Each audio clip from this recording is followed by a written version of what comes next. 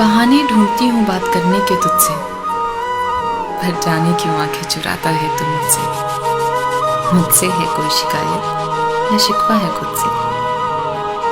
तेरी आंखों में तेरे दिल का हाल दिखता है, तू भी मुझे मेरी ही तरह बेहाल दिखता है। तू वो चांद है जिसको मैं पाना नहीं चाहती, पर तुझे देखने का एक भी मौका गंवाना नहीं चाहती।